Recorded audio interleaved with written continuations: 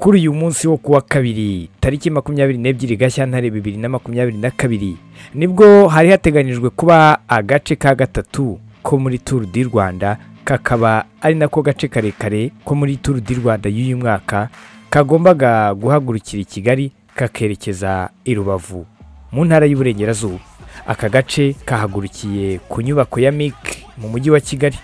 Inzira z'aka gace k'uyu munsi zagombaga guca kuri MIC aho bahagurukiye bakerekeza kuri College Pacope, bagaca Yamaha Junction, Traffic Police, Nyabugogo, Giti Kinyoni, Direction Shyorongi ku Kirenge, Rurindo, Nyirangarama, Gakenke, Buranga, Musanze, Bigogwe, Mukamira, Rubavu, Direction Burarirwa, Brasserie, Gisenyi, akaba ariho basoreza. Abasiganwaga bakoze intera y'ibirometero 155 n'ibice 9 uvuye ku nyubako ya MIC berekeza i Rubavu kuri Burarirwa. Bakoze kandi nanone intera y'ibirometero 5 n'ibice 2 bitabarwa kugeza bageze ku Giti Kinyoni, aho batangiye kubarirwa ibihe bazamuka bagana Shyorongi.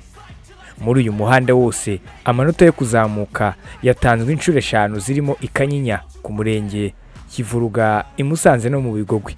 Amanota ya sprint yatanzwe inshuro 2 zirimo kuri station ya SP yo kuri Nyirangarama ndetse n'Inyamyumba. Ni ku nshuro ya 50 umujyi wa Kigali waruhagurukiyemo agace ka Tour du Rwanda kuva mu Gushyingo mu 2009. Ni ku nshuro kandi ya 8 umujyi wa Rubavu warugiye gusorezwamo agace ka Tour du Rwanda kuva mu mwaka wa 2012. N'ubwa mbere kandi hakinwa agace kahagurukiye Kigali kagasorezwa i Rubavu muri Tour du Rwanda. Nta munyarwanda wari wegukana isiganwa ryagombaga gusorezwa i Rubavu muri Tour du Rwanda, ahubwo mu nshuro 8 irushanwa rimaze gukinwa hari harimo enye zatsinzwe n'Abanya-Eritrea. Amanota y'umusozi wa mbere yatangiwe ikanyinya ku kilometero cya 5 n'ibice 7 yegukanywe na Nsengimana wakurikiwe na Madrazo ndetse na Manizabayo Eric. Amanota y'umusozi wa kabiri yo yatangiwe ku murenge ku kilometero cya 22 n'ibice 2 yegukanywe na Mulweberan wakurikiwe na Madrazo ndetse na Ewart. Kugeza ahangaha igikundi cyari cyasizwe umunota n'amasegonda 9. Amanota ya mbere ya sprint cyangwa se kubaduka mu Kinyarwanda yatangiwe kuri station ya SP kuri Nyirangarama ku kilometero cya 42 n'ibice 7 yegukanywe na Mugisha Moise wo muri Protouch, akurikiwe na Pierre Roland wa BNB Hotels ndetse na Madrazo Angel Riz wo muri Burgo. Ikipe ya Israel Premier Tech niyo yari yoboye itsinda ry'abakinnyi bari mu gikundi. Amanota y'umusozi wa gatatu yo yatangiwe mu Kivuruga ku kilometero cya 64 n'igice kimwe yegukanywe na Lawrence warukurikiwe na Stockman, Hola ndetse na Madrazo. Amanota y'umusozi wa gatanu ari nawo wa nyuma yo yatangiwe mu Bigogwe ku kilometero cy'118 aho yegukanywe na Tesfazion akurikiwe n'abarimo Mulweberan, Lawrence ndetse na Madrazo.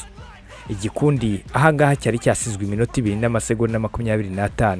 Ahagana saa 6:06 Restrepo Valencia ukinira drone hopper Androni Giocattoli niwe wegukanye agace ka gatatu ka Tour du Rwanda 2022 kasorejwe i Rubavu ku ntera y'ibirometero 155 n'ibice 9 nyuma yo guhagurukira i Kigali.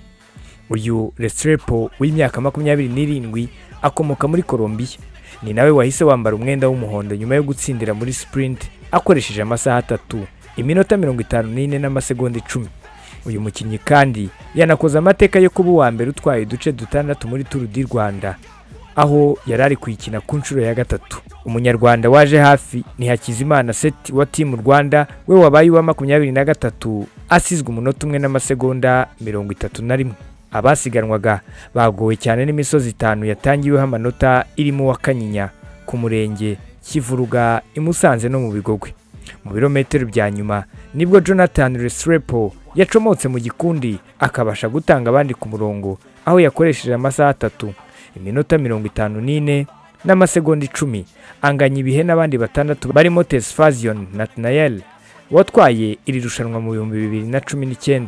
Biteganyijwe ko Tour du Rwanda irakomeza kuri uyu wa gatatu tariki 23 Gashyantare 2022 hakinwa agace ka 4 kazahagurukira i Kigali ku Kimironko kakerekeza i Gicumbi ku ntera y'ibirometero 124 n'ibice 3.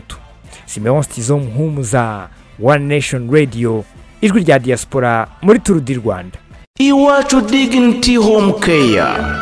Iyi ni intaho y'amahoro n'umunezero yakirana ubwuzu abageze mu zabukuru batagifite imbaraga zo kwiyitaho cyangwa babitaho, kimwe n'abasazanye indwara zibasaba kwitabwaho by'umwihariko nka diabete, kanseri, umuvuduko w'amaraso, kwibagirwa n'izindi. Muri Iwacu Dignity Home Care bagukorera isuku ijyanye n'icyubahiro kigukwiye, ugahabwa ifunguro rihuye n'iby'umubiri ukeneye. Baraguhuza n'abavuzi ndetse banagufasha gufata imiti neza no gukurikiza inama za muganga. Hari n'imyidagaduro irimo no kugutembereza bigufasha kuruhuka no gusabana. Ni mu gihe kandi kuko bafite abakozi bazobereye mu gutanga izi serivisi, bifashisha uburyo n'ibikoresho bigezweho bituma bagukurikirana ubudahumbya. Wowe uri mu Rwanda ukeneye izi serivisi rero, nawe uri mu mahanga wifuza gusazira mu rwakubyaye, shyikira Iwacu Dignity Home Care, urugo rwuje urukundo n'ubumuntu, aho wiyumva nk'uri wawe mu muryango. Niba wumva kandi wakwitabwaho uri wawe, izi serivisi barazikwegereza maze nawe uryoherwe n'ubuzima. Bakorera mu mujyi wa Kigali mu karere ka Gasabo mu murenge wa Jabana. Ukeneye ibindi bisobanuro wahamagara kuri 079 14 34 761 cyangwa se ugasura urubuga wa eshatu @iwachuhomecare.rw. Kirazira nawe uzasazana amaganya. Mu rwa Gasabo dufite Iwacu Dignity Home Care.